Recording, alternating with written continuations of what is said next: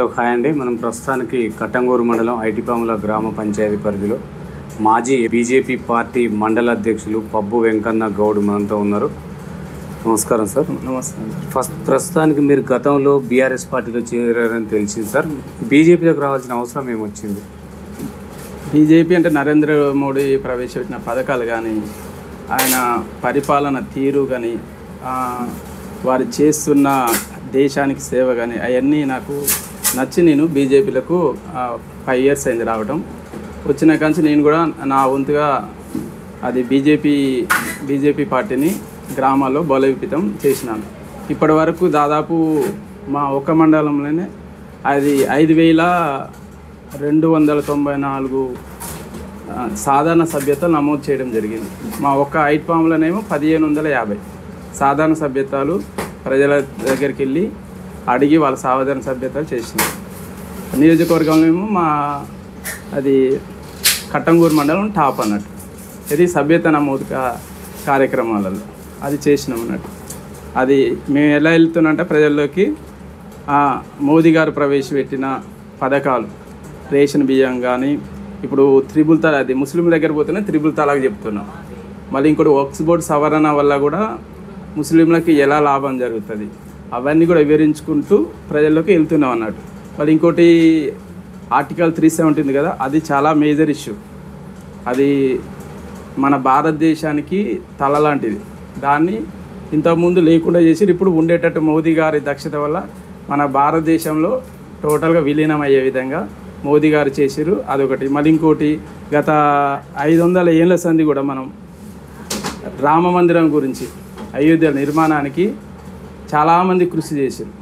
ఎంతోమంది త్యాగదనుల ఫలితం వల్ల ఇప్పుడు ఆ రామ మందిర నిర్మాణం కూడా చేపట్టడం జరిగింది. అది ఇందులో కూడా చాలా మేలు జరిగిందని నేను అనుకుంటున్నాను. ఈ విధంగా మీరు ఎంపీటీసీగా చేసిన పరిధిలో ఈ గ్రామ పంచాయతీకి మీరు ఎలాంటి సేవలు అందించారు? అంటే అప్పుడు ఏ పార్టీలో ఉన్నారు, ఎట్లాంటి సేవలు అందించారు? నేను ఎంపీటీసీ అది టీఆర్ఎస్ నుంచి గెలిచాను, ఎంపీటీసీ 1గా. నా వంతుగా నేను అక్కడ 2 బళ్ళకు అది గోడలు కట్టించాను. ఇప్పటివరకు అవి కూలిపోకుంటున్నాయి. నా పీరియడ్లో కట్టిన వాళ్ళందరికీ కూలిపోయినాయి. నా ఇప్పటివరకు కూలిపోకుండా యథావిధిగా అట్నే ఉన్నాయి. మళ్ళీ ఇంకోటి, సొంతంగా కూడా ఇక్కడ నేను డబ్బులతోటి, సొంత ఖర్చులతోటి మార్తవారగూడెం స్కూల్ ఉంది, అక్కడ పెయింటింగ్ వేసి పిక్చర్స్ వేసి పిల్లలకు 1,25,000 తోటి సొంతంగా వేసి చేయించేసినాను. అది కూడా ఇప్పుడు ఉన్నాయి, నడుస్తూనే ఉన్నాయి. ఆ పెయింటింగ్లు ఉన్నాయి, అన్నీ ఉన్నాయి అన్నట్టు.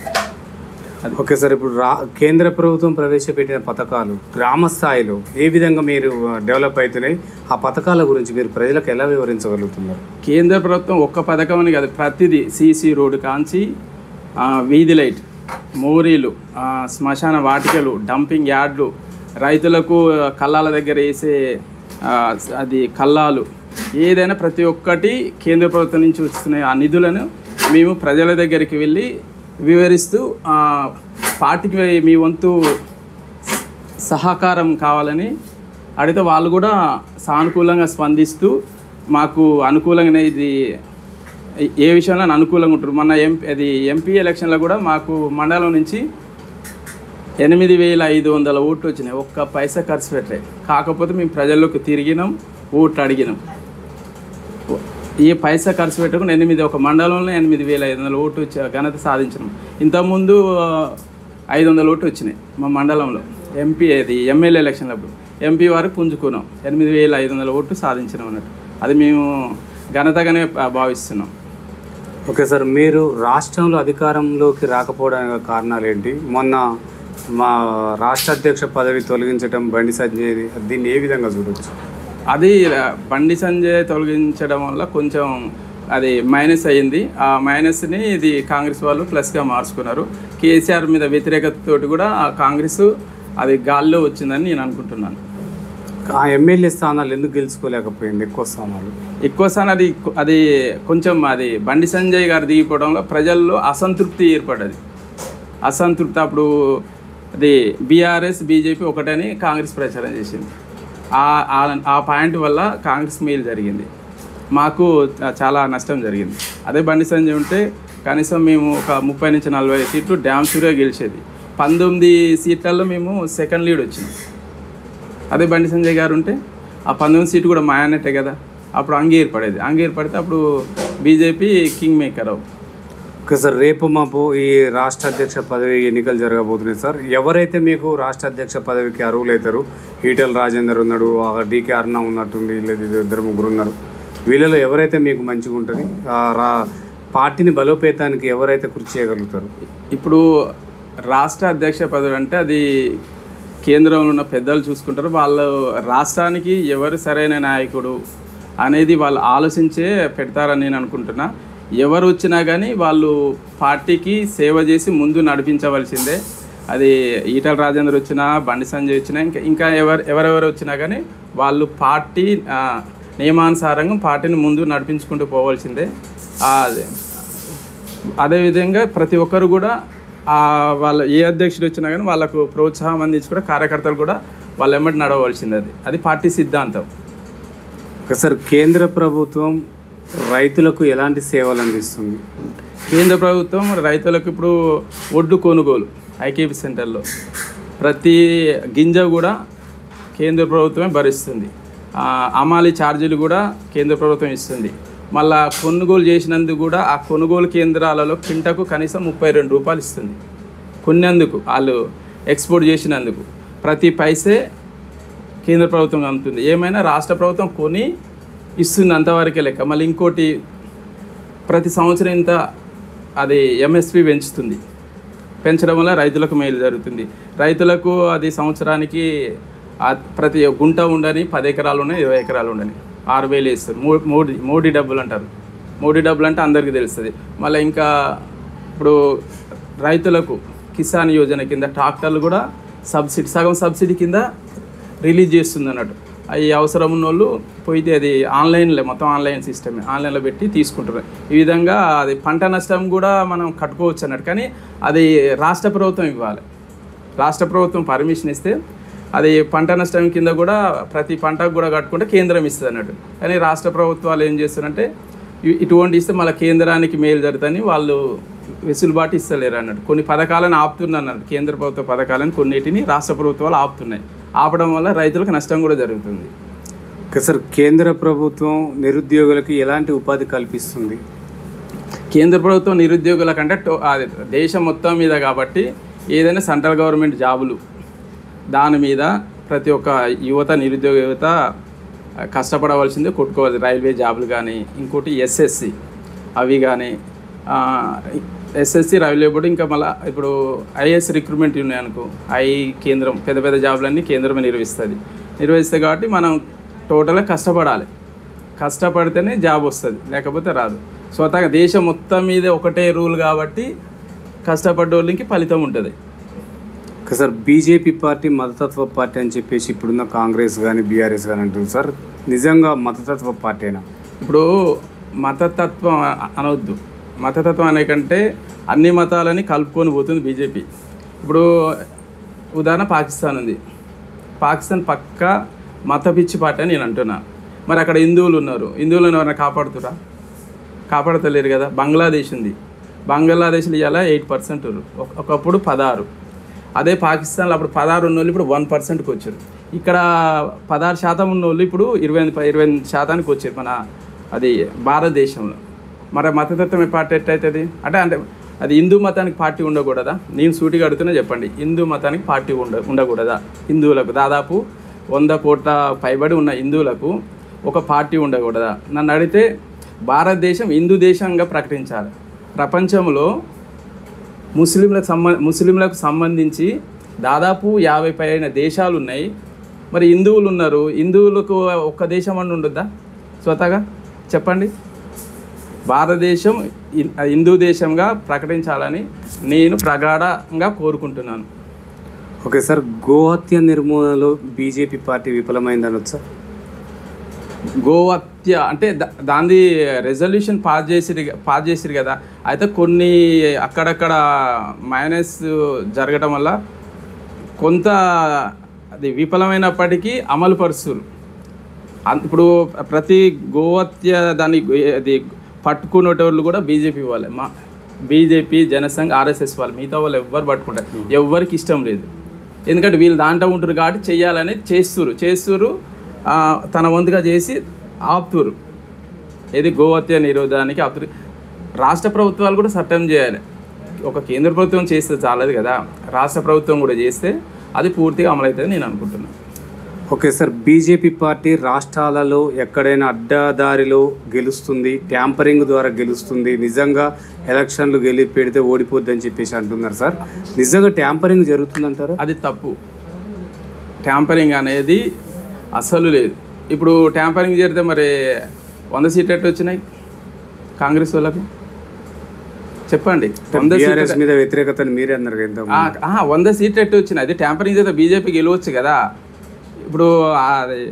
ఇప్పుడు మన తెలంగాణలో ఎట్టు వచ్చింది కాంగ్రెస్ చెప్పండి. మరి ఇంకొక ఆడ వచ్చింది, అక్కడ ఎట్టు వచ్చింది? కర్ణాటకలో ఎట్టు వచ్చింది? మరి ఆ ట్యాంపరింగ్ చేసిరా? అవన్నీ ఇది ఏమంటారు, కళ్ళబుల్లి కబుర్లు. ఇదిగో ఆడలేక మిద్దెల తెరవ అన్నట్టు ఉంటుంది.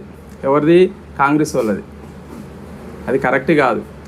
ఇప్పుడు ఏదైనా టెక్నాలజీ వచ్చిందంటే ఆ టెక్నాలజీ మనం స్వీకరించాలి, దాని ప్రకారం మనం పోవాలి.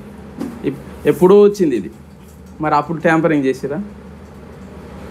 అది కాదు కదా. ఎక్కడ ఎటువంటి లేదు. ప్రజలు ఓటేస్తుర్రు, నాయకులు గెలుస్తుర్రు, పార్టీలు పరిపాలిస్తున్నాయి. ఓకే సార్, నరేంద్ర మోడీ మూడోసారి ప్రధానమంత్రి కావడానికి గల కారణాలు ఏంటి?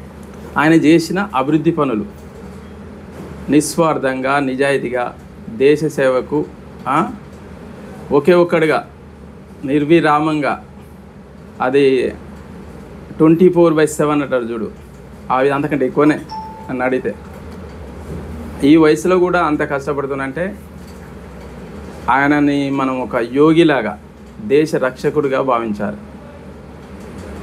అంటే ఇప్పుడు గ్రామ స్థాయిలో బీజేపీ పార్టీని మీరు ఏ విధంగా బలోపేతం కృషి చేస్తున్నారు సార్? ఇప్పుడు నరేంద్ర మోడీ గారు ప్రవేశపెట్టిన పథకాలని మేము ప్రజలకు తీసుకెళ్తూ పార్టీని బలోపేతం చేస్తున్నాం. ప్రతి ఒక్కటి, ఏ పథకం, రేషన్ బియ్యం కానీ ఏదైనా కానీ. ఇంతకుముందు రేషన్ బియ్యము కేంద్రం ఇస్తామనేది ఎవరు తెలియదు. ఇప్పుడు ప్రతి ఒక్కరు రేషన్ బియ్యం ఎవరు ఇస్తారంటే మోడీ, కేంద్రం, బీజేపీ అనే నినాదం అందరికీ అర్థమైపోతుంది. ప్రతి ఒక్కటి మన అది 3 నెలల రేషన్ బియ్యం ఎవరు ఇచ్చారంటే మోదీ, మేము పోతానేమన్నా ఎవరు ఇచ్చారంటే మోదీ ఇస్తారని ఇప్పుడు అర్థమైపోయింది వాళ్ళకి. ప్రతి ఒక్కటి వీళ్ళు ఏంటంటే 1 కిలో ఇస్తారు, 1 కిలో ఇచ్చుకొని డబ్బా కొట్టుకుంటారు. కానీ ఇప్పుడు కేంద్రం ఇచ్చినప్పుడు నరేంద్ర మోడీ ఫోటో పెట్టడం కూడా ధర్మం, కానీ అది వీళ్ళు చేస్తలేరు. అది వాళ్ళ రాష్ట్ర ప్రభుత్వ అది సీఎంలకు వాళ్ళ విజ్ఞతకు వదిలేయాలి. సార్, ఇన్ని పథకాలు ఉన్నాయి, ఇంత మంచి చేస్తున్నదని అన్నప్పుడు మరి రాష్ట్రంలో మీరు ఎందుకు చెప్పుకోలేకపోయారు మన ఎలక్షన్లలో? అది రాజకీయ నాయకుల లోపం. ఎందుకంటే గ్రౌండ్ స్థాయిలో సరైన నాయకులు లేకపోవడం కారణం ఒకటి. ఇప్పుడే తెలంగాణలో ఊపందుకుంటుంది కాబట్టి ఇప్పుడు రాబోయే కాలానికి బీజేపీ ప్రతి మనిషి గుండెల్లో బీజేపీకి ఓటేయాలని దృఢ సంకల్పంతో ఉన్నది. వచ్చే అది ఎమ్మెల్యే ఎలక్షన్లో మన తెలంగాణలో డ్యామ్ షూర్గా బీజేపీ ప్రభుత్వం ఉన్నది, రాసి పెట్టుకొని చెప్తున్నా. నేను ఇప్పటివరకు నేను ఏది చెప్పినా జరుగుతుంది కూడా. ఓకే సార్, ఇప్పుడు బీసీ వర్గీకరణ పైన బీజేపీ కక్ష సాధింపు సాధిస్తుంది అంటున్నారు సార్ ఇక్కడున్న కాంగ్రెస్ లీడర్లు, ఎంతవరకు వాస్తవం? అదే తప్పు. ఇప్పుడు ఇది ఇవ్వవలసిందే. ఇప్పుడు బీసీలకు 52% ఉన్నాం, ఉదాహరణ 52% ఉన్నప్పుడు 52% అది పార్టీల నాయకులు కానీ ఏదైనా ఉన్నాయా పదవులు? ఉదాహరణ కాంగ్రెస్, ఇప్పుడు ఉన్న కాంగ్రెస్ గవర్నమెంట్ చూసుకుందాం, అంత రెడ్డి రాజ్యమే, మొత్తం రెడ్డి రాజ్యం, రెడ్డి వాళ్ళు ఉన్నారు. బీసీలు ఎంతమంది చూపెట్టండి. మరి కక్ష సాధింపు అవుతుంది? అనుకూల నినాదం, అందరు రావాలి. ఎందుకు బీసీలు సీఎంలు కావద్దా, మంత్రులు కావద్దా? రెడ్డిలే కావాలా? ఎంతమంది రెడ్డిలు? 2% ఉన్నారు. 2% ఉంటే ఇప్పుడు ఎంత ఉండే ఒకళ్ళు ఇద్దరు ఉండాలి. ఎంతమంది ఇప్పుడు మన దగ్గరనే తీసుకుంది మన కాంగ్రెస్ పార్టీ, ఎంతమంది ఉన్నారు? మొత్తం వాళ్ళు. మరి అది ఎంతవరకు సమంజసం చెప్పండి మీరు? ఇప్పుడు మొత్తం అంటే ఇప్పుడు విద్య పైన బీజేపీ పార్టీ ఎలాంటి ప్రోత్సహిస్తుంది విద్యార్థులకి? విద్య అనేది నా సొంత ఒపీనియన్ ప్రకారము ప్రైవేటైజేషన్ లేకుండా ఉంటే మంచిగా ఉంటుంది. నా ఓన్ ఒపీనియన్. టోటల్గా అన్నీ గవర్నమెంట్ ఉంటే మధ్యతరగతి నుంచి చిన్నది అదేది పేదవాళ్ళ నుంచి ఉన్నత స్థాయి వాళ్ళకు కూడా అందరు గవర్నమెంట్ స్కూళ్ళనే గవర్నమెంట్ కాలేజీలనే చదివితే బాగుంటుందని నా ఒపీనియన్ అన్నాడు. ఇంకోటి ఏంటంటే ప్రైవేటైజేషన్ కూడా పూర్తిగా లేకపోతే కూడా ఏదో నిరుద్యోగ సమస్య ఏర్పడుతుంది, అదొకటి ఉంది మళ్ళీ. ఎందుకంటే స్కూళ్ళలో చెప్పేటోళ్ళు, కాలేజీలలో చెప్పేటోళ్ళు, వీళ్ళందరికీ గవర్నమెంట్ అయితే అలాట్ చేయలేదు, జాబ్స్ అలాట్ చేయలేదు కదా. అందుకని నా ఒపీనియన్ గవర్నమెంట్ ఉండాలి, కానీ ప్రైవేటైజేషన్ పూర్తిగా పోతే కూడా మొత్తం మళ్ళా నిరుద్యోగ సమస్య పెడుతుందని నేను అనుకుంటున్నా. మొన్న జరిగిన ఎంపీ ఎలక్షన్లలో కూడా బూర నరసయ్య గౌడ్ని ఓడిపోవడానికి గల కారణాలు ఏంటి అంటే గతంలో బీఆర్ఎస్లో ఉన్నప్పుడు మంచి సేవలు అందించిండు, ఆయన డాక్టర్గా చేసి ప్రజాసేవ చేస్తున్నాడు, అయినప్పటికీ కూడా మొన్న ఓడిపోయిండు.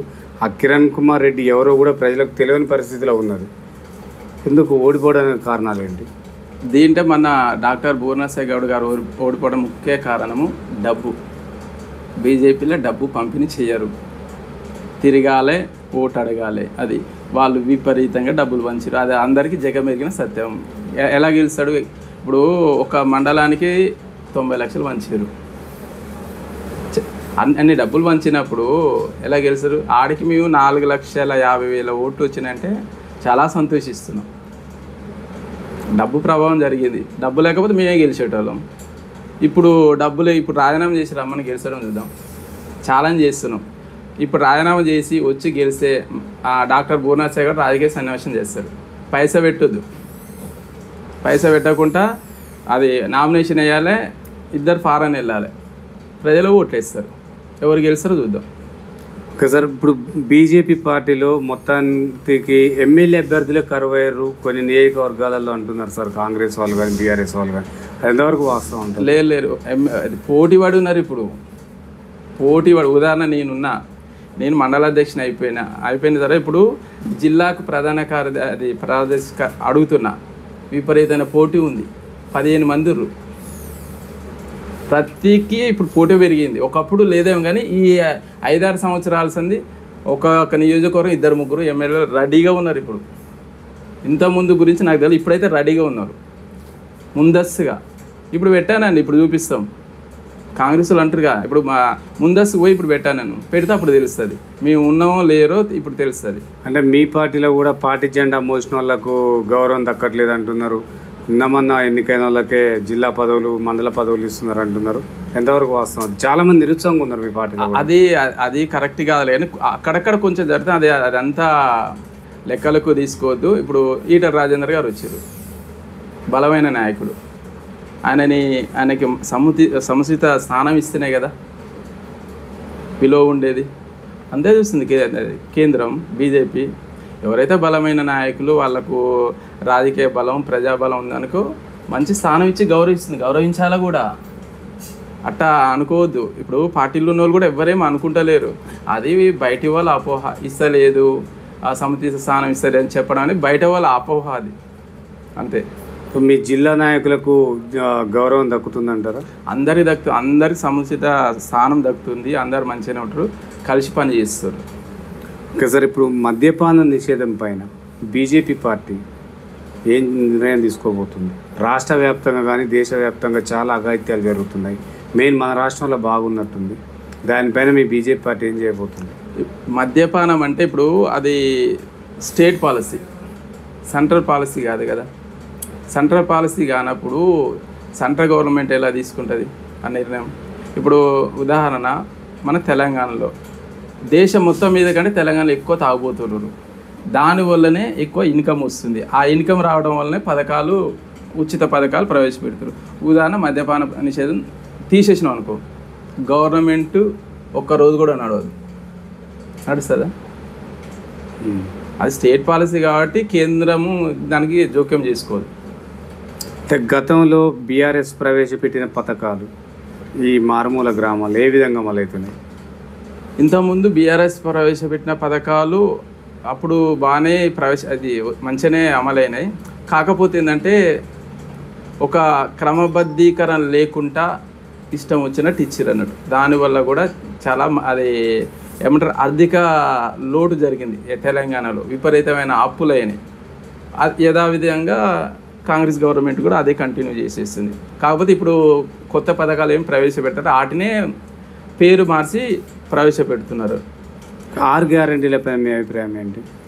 6 గ్యారెంటీలు అంటే ఇప్పుడు వాళ్ళు గవర్నమెంట్కి వచ్చేటందుకు 6 గ్యారెంటీలు 6 కాదు 420 దాకా చెప్పిరట గ్యారెంటీలు. వాటిల్లో అన్నీ అమలు అవుతలేవు. ఏమైనా ఉచిత బస్సు అన్నారు. ఉచిత బస్సు గురించి ప్రజలకు పోయి మీరు అడగండి. ఉచిత బస్సు వ్యర్థం, వేస్ట్. దాంట్లో పోయేది మొత్తం గవర్నమెంట్ జాబ్ హోల్డర్స్ మాత్రమే. ఉదాహరణ కూలీకి పోయేటోళ్ళు ఉన్నారు. పత్తిసేల కూలీలు పోయి ఉదయం 7 గంటలకు ఆటోలు వేసుకొని పోయి పత్తిసేల దగ్గర పోయి అలా పనిచేసి మళ్ళీ దాంట్లోనే వస్తారు. మరి వాళ్ళకు ఇబ్బందిగా అయితే నువ్వు ఏం ఉచిత బస్సు ఇస్తున్నట్టు? ప్రతి ఒక్కరు తిరుగుతూనే ఉన్నారు. ఆడోళ్ళని అడిగి ప్రతి ఒక్కరు ఎందుకు ఉచిత బస్సు అని. దానివల్ల ఇప్పటి వరకు దాదాపు 7,000 కోట్ల దాకా ప్రజాధనం దుర్వినియోగం అవుతుంది. ఒక టీచర్ ఉంది, నాకు తెలిసిన టీచరు, హైదరాబాద్ నుంచి నకరకల్కి వస్తుంది. అంతకుముందు నెలకు ఒక డ్రైవర్కు 20,000 ఇచ్చుకుంటూ డీజిల్ అయితే 30,000 నుంచి 40,000. ఇప్పుడు ఆమె అడుగుతుంది, ఇక్కడ దిగుతుంది. ఆ 40,000 మిగిలినట్టు ఎవరికి మిగిలినాయి? Job holders మిగిలినాయి. సాధారణ ప్రజలకు కాదుగా. ఉచిత బస్సు తీసేయాలి.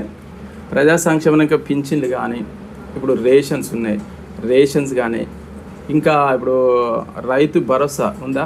రైతు భరోసా కూడా అందరికీ రాలేదు, వాళ్ళకు కూడా ఇవ్వాలి. రుణమాఫీ ఉందా? రుణమాఫీ కానే కాలే. ఇంకా 20% మంది రుణమాఫీ చేయాలి. దాదాపు 35,000 కోట్లు వాళ్ళకు కూడా ఇవ్వాలి. ఇప్పుడు ఒకరికి అన్నం పెట్టి ఇంకొక అన్నం పెట్టకపోతే ప్రభుత్వానికి వ్యతిరేక అవుతుంది కదా. వాళ్ళకు కూడా ఇస్తే బాగుంటుంది. ఇటువంటి వేస్ట్ పథకాలు తీసేసి దానికి ఇచ్చేసేయండి. రైతుకు ఏ పనైనా చేయి, రైతు బాగుపడాలి. రైతు బాగుపడితే ఏ వ్యవస్థ అయినా మంచిగా ఉంటుంది. రైతు బాగుపడినప్పుడు అన్ని వ్యవస్థలు కుంటుపడుతుంది. ఇదైతే డ్యామ్ షూర్. ఓకే సార్, ఇప్పుడు గుళ్ళు దేవుళ్ళ పేర్లు చెప్పుకొని బీజేపీ అధికారంలోకి వస్తుంది కొన్ని రాష్ట్రాల్లో అని చెప్పేసి మన మాజీ ముఖ్యమంత్రి కానీ ఇప్పుడున్న కాంగ్రెస్ పార్టీ నాయకులు కానీ అనడం జరుగుతుంది సార్. ఇది ఎంతవరకు వాస్తవం అంటారు? గుళ్ళు దేవుళ్ళు అంటే వాళ్ళు దేవుళ్ళని పూజిస్తలేరా? అవును, ఇప్పుడు దైవత్వం. ఇప్పుడు అదే జై శ్రీరామ్ అనే నినాదం ఎత్తుకుర్రు. దాదాపు 90 నుంచి ఎత్తుకురు. ఎల్కే అద్వాని రథయాత్ర చేసిరు. ఆ నినాదంతో పోతుర్రు. వాళ్ళ ఎజెండా దాంట్లోనే ఉంది. దైవత్వం తప్పే ఉంది గుళ్ళు నిర్మించడం వల్ల అక్కడికి పోతే ప్రజలు పోతారు, ఆహ్లాదకరంగా ఉంటారు, మంచి చెడు మాట్లాడుకుంటారు, అవన్నీ ఉంటాయి. గుళ్ళకు పోవద్దు అనేది, గుళ్ళు నిర్మాణం చేయదనే రూల్ ఏం లేదు కదా. మన రాజ్యాంగంలో ఉన్నాయి తెలుసా. రాముని పటాలు ఉన్నాయి, మన భగవద్గీతకు సంబంధించిన అవన్నీ ఉన్నాయి. అసలు ఒరిజినల్ రాజ్యాంగం ఇలా తెలిసేమో అడగండి. ఇప్పుడు ఎవరైనా గుళ్ళు అని చెప్పి అడుగుతూనే అంటారు కదా, వాళ్ళని అడిగి చూడండి. ఒరిజినల్ రాజ్యాంగం ప్రతి వాళ్ళ దగ్గర ఉందా? గుళ్ళు నిర్మించడం తప్పేం లేదు. సార్, బీజేపీ పార్టీలో పబ్బు వెంకటేశ్వర గౌడ్కి ఎంత ప్రాధాన్యత దక్కింది అనుకోవచ్చు? నాకు అనుకున్నంత ఇచ్చారు. నేను ఇంకా ఎక్కువనే చేస్తున్నా. వాళ్ళు ఎటువంటి పదవి ఇచ్చినా కానీ దానికి ఒక వన్నె తెచ్చేటట్టుగా నేను కష్టపడుతున్నా. నన్ను అందరూ అది ప్రోత్సహిస్తూనే ఉన్నారు. ఇప్పటివరకు నన్ను అయితే ఎక్కడ ఎటువంటి అమరిక లేకుండా ముందుకు నడిపిస్తారు వాళ్ళు.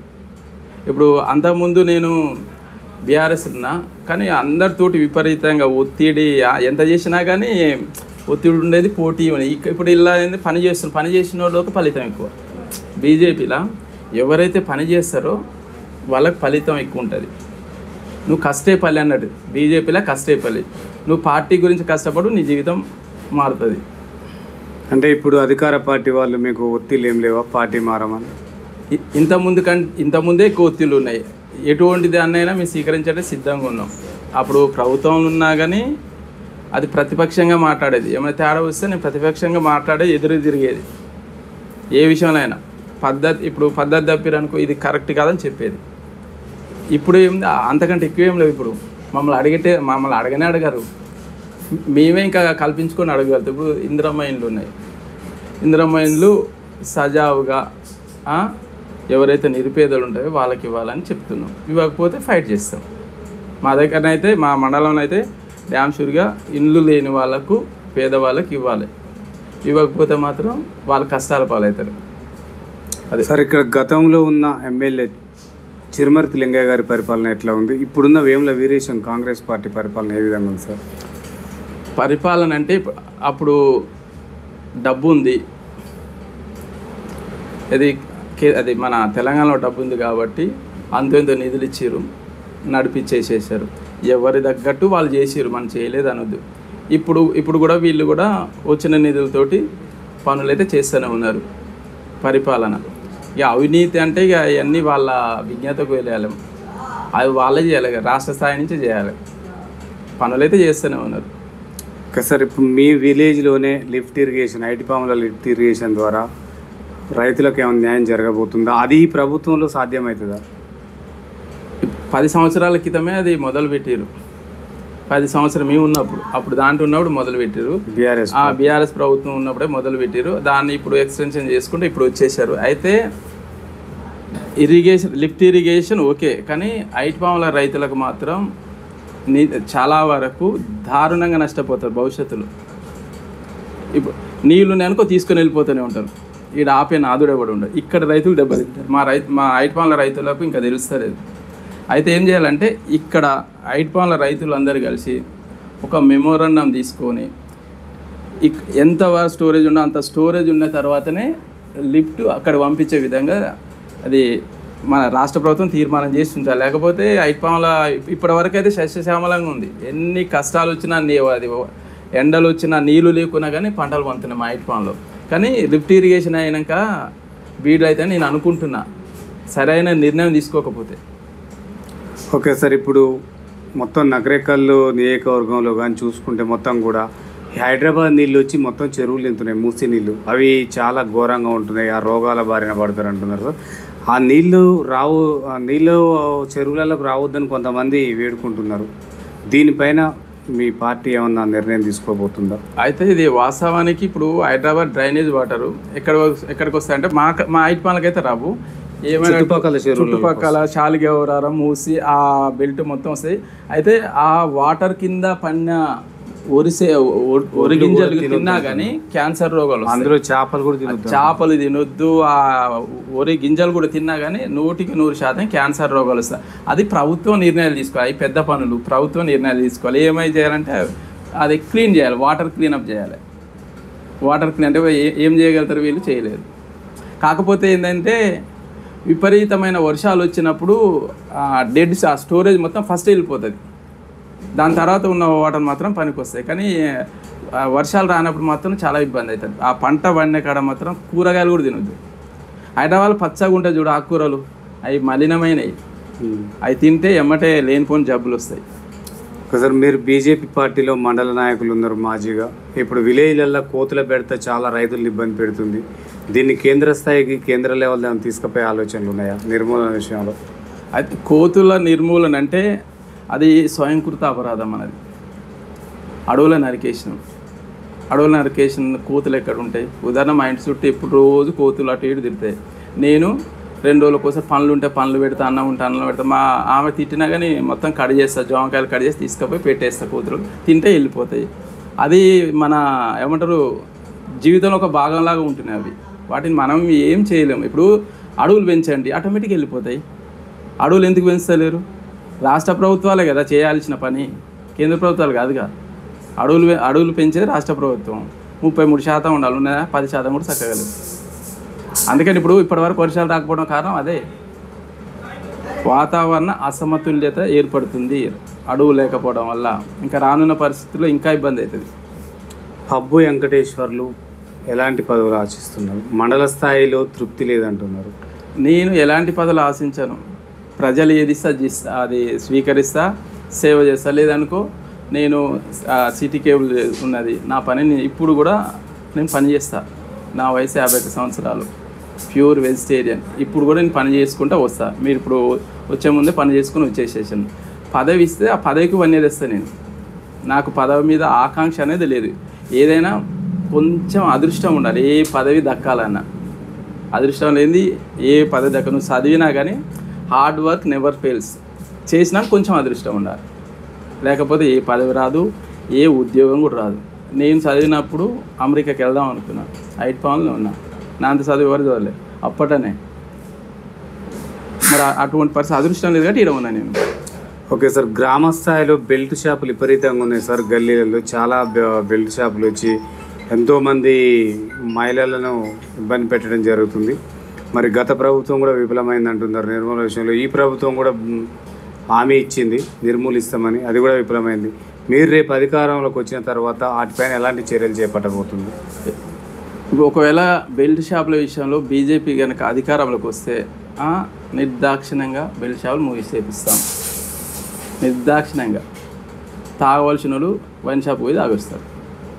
దానివల్ల ఏంటంటే కొంచెం తాగుడు అనేది తక్కువ అవుతుంది. బెల్ట్ షాపులు ఉంటారు ఏమవుతుందంటే వీళ్ళు విపరీతంగా ఇస్తుంటారు, ఉద్దర్లు అవుతుంటాయి, తాగుతాడు. అక్కడేమో 9-10 o'clock ఉంటుంది, ఇక్కడ ఒక్కొక్కసారి 12 ఉదయం 6 గంటలకు తాగుతుంటారు అన్నట్టు. బెల్ట్ షాపుల వల్ల కొంచెం పబ్లిక్ ప్రాబ్లం అవుతుంది. అంటే గ్రామ స్థాయిలలో కూడా విపరీతంగా ఉన్నాయి అంటున్నారు సార్. గల్లీలో ఒక 5-6 ఉన్నాయి. ఆ నిర్మూలనలో మాత్రం చాలా వరకు విఫలమైంది. ఈ గవర్నమెంట్ కూడా ఏం చేయలేకపోతుంది. ఎట్లా మరి? అంటే మీరు ప్రజల్లో చైతన్యం తీసుకురాగలుగుతానికి ఎలాంటి కృషి చేస్తారు? ఇప్పుడు మనం ప్రజల్లో ఎంత చైతన్యం తీసుకురావాలన్నా కానీ అవి ప్రభుత్వం తీసుకునే పనుల మీద ఆధారపడి ఉంటుంది. ప్రభుత్వం ఒక రెజల్యూషన్ పాస్ చేసి బెల్ట్ షాపులు చేసేస్తే ఇది నాన్ బెయిలబుల్ వారంటీ ఇస్తామని ఇష్యూ చేయండి, ఇప్పుడు నెట్టు బంద్ చేస్తారు. ఓకే సార్, ఇక్కడ రాష్ట్రంలో మహిళల పైన చాలా అఘాయిత్యాలు జరుగుతున్నాయి సార్. రోజు ఒకటి చూసుకుంటూ వస్తున్నాం. ఎక్కడ భద్రత కోల్పోతుంది? ఎట్లాంటి చట్టాలు రావాలి? ఇప్పుడు మహిళల విషయంలో అయితే నాకు సంబంధించి కఠిన చట్టాలు రావాలి. ఏదన్నా మహిళకు అన్యాయం జరిగిందనుకో సూట్ అండ్ సైట్ ఆర్డర్ ఇవ్వాలి, నిర్దాక్షిణ కాల్చిపడేయాలి. ఇంకోడు అటువంటి తప్పు చేయాలంటే భయపడాలి, వణుకాలి. పబ్లిక్లో కాల్ చేయాలని అడిగితే ఊరి చేసుడు ఇవన్నీ కానీ పబ్లిక్లో కాల్చిపడదేం కాదు కొడుకు. అటువంటి కొడుకులు వద్దు. ఎవడైనా కానీ హిందూ కానీ ముస్లిం కానీ క్రిస్టియన్ ఎవడైనా సరే మహిళలపై అగత్యాలు చేసేటోళ్ళని రోడ్డు మీద నిలబెట్టి కాల్ చేయాలి. అది నా పర్సనల్ ఒపీనియన్. అంటే మీరు అధికారంలోకి సాధ్యమైంది అంటారు? మేము అధికారంలో వస్తే చట్టపరంగా 100% తీసుకుంటాం. అసలు అటువంటి జరగవు. బీజేపీ అధికారంలోకి వస్తే మహిళలపై అగత్యాలు జరగవు. చూడండి, రేపు తెలంగాణలో బీజేపీ వస్తే మహిళలపై అగత్యాలు జరిగితే చూడండి. ఇప్పుడు ఇంటర్వ్యూ చేస్తారు, అప్పుడు మళ్ళీ మనం ఇంటర్వ్యూ చేద్దాం. ఓకే సార్, అంటే మన రాష్ట్రంలో గ్రామాలలో సర్పంచ్ పదవులు ముగిసి కూడా 1.5 సంవత్సరంగా వస్తుంది. నిధులు లేవు, కేంద్ర నిధులు అయిపోయినాయి, మొత్తం కూడా చెత్త పేరుకుపోయింది. ఓకేనా, స్వచ్ఛ భారత్ కూడా లేదు. మరి ఎక్కడ జాప్యం జరుగుతుంది? ఎన్నికలు ఎప్పుడైతే? ఎన్నికలు ఇప్పుడు రాష్ట్ర ప్రభుత్వం చేసుకోవాలి కదా. ఇప్పుడు చేసుకుంటేనే ఇప్పుడు స్థానిక సంస్థల ఎలక్షన్లు అయితేనే ఇప్పుడు వాళ్ళకి అన్ని కేంద్రం నుంచి డబ్బులు. ఇప్పుడు కనుక లేదనుకో అన్ని రిటర్న్ వెళ్ళిపోతాయి మళ్ళీ మార్చి తర్వాత. అప్పుడు ఎవరు నష్టపోతారు? రాష్ట్ర ప్రజలే నష్టపోతారు. అది రాష్ట్ర ప్రభుత్వం ఆలోచించాలి. ఎంత తొందరగా పెడితే అంత తొందరగా మన తెలంగాణకు మేలు జరుగుతాయి. ఆ కేంద్ర నిధులు ఇప్పుడైతే డబ్బులు అయితే లేవు, అన్ని వచ్చాయి కేంద్ర నిధులు. ఆ నిధులతోనే మనం డెవలప్ చేసుకుంటాం. స్పెషల్ ఆఫీసర్ల పరిపాలన ఏ విధంగా సార్? ఏం బాగాలేదు. వాళ్ళ దగ్గర డబ్బులు ఎక్కడి, వాళ్ళు లాభోదు ఇవ్వని మొత్తుకుంటారు, చేయలేకపోతారు. జేబుల నుంచి ఎంతకని పెట్టలేరు కదా సార్. అంటే ధరణి పోర్టల్ ద్వారా చాలామంది భూములు కోల్పోయిన వాళ్ళు ఉన్నారు, ఈ ఊర్లో కూడా ఉన్నారు. చాలా మా దృష్టికి వచ్చినాయి సార్. మరి భూభారతి ద్వారా అది సాధ్యమవుతుందా? ధరణి వల్ల చాలామంది రైతులకే నష్టాలు జరిగింది. దాంట్లో నేను కూడా ఇప్పటి వరకు నా భూమి ఎక్కలేదు. సొంత మా అనువంశికతకు వచ్చిన భూమి ఎకరా 2 ఉంటే ఇంతవరకు ఎక్కలేదు. చాలాసార్లు పెట్టినా ఏమనంటే చేస్తాను సార్ అన్నారు. ఇప్పుడు పొలిటికల్గా ఉన్నారు, బాగా ఒత్తిడి చేయదని సపోర్ట్ చేసుకుంటున్నా. భూభారతి కూడా సేమ్ దాన్ని మార్చారు, ధరణిని భూభారతిగా మార్చారు. కానీ ఏం చేసినా అధికారులు చేయాలి, అధికారులు లంచం తీసుకుని చెయ్యరు. ఇదైతే వాస్తవం కాదా చెప్పానండి, స్టేట్ గవర్నమెంట్ చెప్పానండి. అంటే వంశపరంగా వస్తున్న రాజకీయాలపైన మీ అభిప్రాయం ఏంటి? వంశపారంపర్యంగా వస్తున్న రాజకీయాలంటే వాళ్ళ ఏమంటారు, వాళ్ళ పెద్దల దాన్ని బట్టి, వాళ్ళ రాజకీయ స్వలాభేషన్ బట్టి వాళ్ళు ముందుగా ఉంటారు. ఇప్పుడు బీజేపీలో అయితే వంశపర రాజకీయాలు అయితే లేవు. కుటుంబ పాలన ఏదైనా కొంతకాలమే ఉంటుంది. కుటుంబ పాలన అయినాక నిజాయితీగా మంచిగా ఉంటే అది ఎల్లకాలం ఉంటుంది అనుకోవాలి. ప్రజలు మెచ్చినట్టు పరిపాలన చేసి ఏ ప్రభుత్వం అయినా కొంతకాలం మనుగడలు ఉంటుంది, లేకపోతే ఉండదు. అంటే రేపు రానున్న ఎన్నికల్లో బీఆర్ఎస్ బీజేపీ కూటమిగా పోటీ చేసే ఆలోచనలు ఉన్నాయా? ఇప్పటి వరకు అయితే ఏది లేదు, భవిష్యత్తులో చెప్పలేం. ఇప్పటి వరకు ఏది లేదు, భవిష్యత్తులో చెప్పలేం కదా. అంటే కవిత కూడా బీజేపీలోకి వచ్చే ఆలోచనలు ఉన్నాయి, అప్పుడప్పుడు పేపర్లలో వస్తుందన్నమాట. అవన్నీ రూమర్స్. ఏదైనా ఇది ప్రూఫ్ లేనిది మనం ఏం చెప్పొద్దు, ఏం మాట్లాడకూడదు కదా. సార్ ఇప్పుడు మొత్తం కూడా యువత మొత్తం డ్రగ్స్కు బానిసలు అవుతున్నారు సార్. ఈ డ్రగ్స్ నిర్మూలన ఏ విధంగా జరిగితే బాగుంటుంది, ఎలాంటి చైతన్యం తీసుకురావాలి? ఫస్ట్ అది యువతలలో అవగాహన తీసుకురావాలి. డ్రగ్స్ తాగటం వల్ల మానసిక ఇబ్బందులు, క్యాన్సర్లు, బానిస దానికి ఎడిక్ట్ అవ్వడం వల్ల జీవితమే కోల్పోతారు. అది యువతులలో కాలేజీలలో ఉంటారు కదా, కాలేజీలలో సెమినార్లు పెట్టాలి. కాలేజీలు కానీ స్కూల్ కానీ మొక్కయోగం అంటే మానయోగం, అది స్కూళ్ళ నుంచి సెమినార్లు పెట్టాలి. స్కూల్, కాలేజీ, అది ఇంజనీరింగ్, డిగ్రీ సెమినార్లు పెట్టుకుంటా చెవిస్తే డ్రగ్స్ గురించి అవగాహన కల్పిస్తే ఇది తీసుకుంటే మనిషి ఇలా అవుతాడు అని అవగాహన చేస్తే వాళ్ళు అమ్మినా తీసుకోరు. సార్ ఓటు అనేది చాలా పవిత్రమైనది సార్ ఒక ఓటర్కి. ఆ ఓటుని రేపు ఎన్నికలలో ఏది బిర్యానీకో మందుకో అమ్ముకోవడం జరుగుతుంది. ఇలా అమ్మకుండా నిజాయితీ ఓటేసే విధంగా ఓటర్లలో ఎలాంటి చైతన్యం తీసుకొస్తే బాగుంటుంది? ఇచ్చేటోళ్ళు ఉన్నంత చెప్పి తీసుకుంటూ వాళ్ళు ఉంటూనే ఉంటారు. ఇచ్చేటోళ్ళు కాడ చైతన్యం రావాలి, తీసుకునే వాళ్ళు చైతన్యం రావాలంటే ఎలా చేయాలి? ఇప్పుడు ఓటుకు నోటు ఉంది కదా, అది పోవాలంటే టోటల్గా డిజిటలైజేషన్ కావాలి. ఇది ఎలక్షన్లప్పుడు కానీ అంతకుముందు ఒక 3-4 నెలల సంది డబ్బు అనేది ప్రజల్లో కనిపించదు, నాయకుల దగ్గర కూడా కనిపించదు, మద్యం. అప్పుడు నీకేమవుతుంది? ఆన్లైన్ పేమెంట్ అన్నప్పుడు ఇష్టం వచ్చినట్టు చేసేందుకు వెసులుబాటు ఉండదు కదా. ఇప్పుడు ఎలక్షన్లప్పుడు సుమారుగా 7 ఉంటుంది, 7 కొట్టాలి, ఏం కొట్టినా బంద్. నీకు టోటల్ డిజిటలైజేషన్ అయితే ఓట్ అనేది పవిత్రంగా ఎవరికి ఇష్టం ఉంటే వాళ్ళు వేసుకోగలుగుతారు. అది చేస్తే బాగుంటుంది. అది భవిష్యత్తులో అవుతుండొచ్చు మెల్లమెల్లగా. సార్ లాస్ట్ రాజగోపాల్ రెడ్డికి హోమ్ మినిస్టర్ పదవి ఇస్తే ఎట్లా ఉంటుంది అంటే కొంతమంది ఆలోచన. అది రాజగోపాల్ రెడ్డికి హోమ్ మినిస్టర్ ఇస్తారంటే అది కాంగ్రెస్ వాళ్ళ వ్యక్తిగతం, అది మాకు సంబంధం లేదు.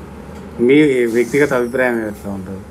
ఇప్పుడు ఎవరికి ఇచ్చినా దాని అది ఏమంటారు, వాళ్ళ కనుసైగలలో నడవాలి. అంతేగాని ఇప్పుడు ఒక వ్యక్తికి ఇస్తే మంచిగా ఒక వ్యక్తి ఇస్తే బాగుండదు అనేది ఉండదు. అది హోమ్ మినిస్టర్ పదవి. రాష్ట్రాన్ని మంచిగా కాపాడాలి, ఇది శాంతి భద్రతలు కానీ ఏవైనా కానీ ప్రజా రక్షణ కానీ ఉండేటట్టు చూసుకోవాలి. అది ధర్మం. ఆయనకి ఇస్తే దానికి పెద్ద వస్తుంది అనేది ఉండదు, అది వాళ్ళు చూసుకోవాలి, కాంగ్రెస్ వాళ్ళు చూసుకోవాలి. సార్ ఇప్పుడు రాష్ట్ర ప్రభుత్వం కానీ కేంద్ర ప్రభుత్వం కానీ చాలా ఉచితాలు ప్రకటిస్తుంది ఎన్నికల ముందర.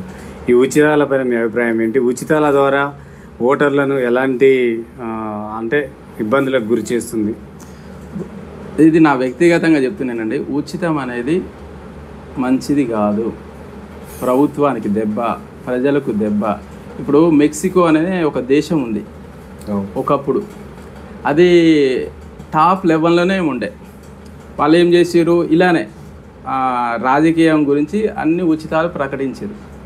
ఇవాళ అది 140-150కి పోయింది. అక్కడ ఏం చేస్తారంటే డబ్బులు సంచులలో తీసుకొని పోతారు, కూరగాయలు బియ్యం గిన్నె జేబులలో వేసుకొని వచ్చే పరిస్థితి ఉంది. అందరు సోమరిపోతులు అయ్యారు. ఉచితం ఇస్తే అందరు సోమరిపోతులు అవుతారు. ఇప్పుడు అధిక వ్యవస్థ ఎలా పెరుగుతుంది? ఉచితం అనేది మంచిదిగా నా వ్యక్తిగత అభిప్రాయం. ఓకే, ఫైనల్గా మీరు ఓటర్లకు ఏం చెప్పదలుచుకున్నారు మీ పార్టీ తరఫున? మా పార్టీ తరఫున బీజేపీకి అవకాశం ఇవ్వండి, తెలంగాణని అభివృద్ధి పరచుకోండి. ఓటర్లకు నేను చెప్పే నినాదం, ఒకసారి బీజేపీకి అవకాశం ఇవ్వండి, తెలంగాణ రాష్ట్రాన్ని అభివృద్ధి పరచుకోండి. Okay sir, thank you. చూస్తున్నా